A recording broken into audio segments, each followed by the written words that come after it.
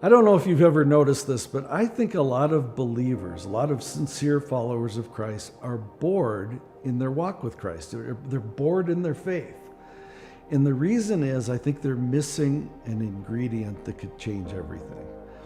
Now, to explain what that is, let me tell you what my hobby is. My hobby is biking. I love to ride my mountain bike, but the reason that's exciting, the reason that kills boredom for me is because I don't just tool around in a church parking lot on a Saturday afternoon. I live in Colorado. I ride out in the woods. I go on trails where there's, steep cliffs and embankments, and who knows what you'll encounter. And we've got really big bears around here. Now, I'm not looking to get eaten by a bear, but it adds an element of risk when I go riding. It adds adventure. And if you think about it, anything that's exciting, anything that you'd call adventure has some element of risk in it. So let me come back to our faith.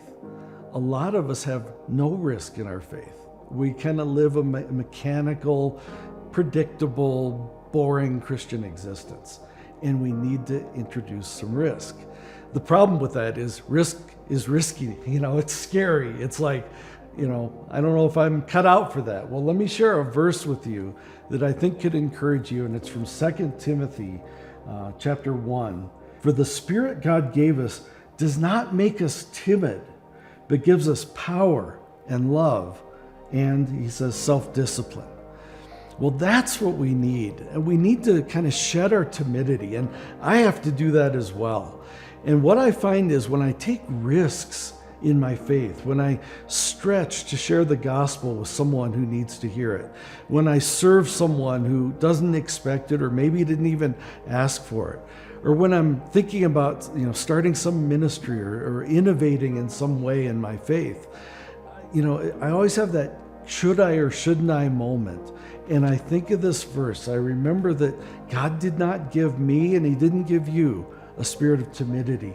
He wants us to have power and to act in love and to be disciplined to do the right things.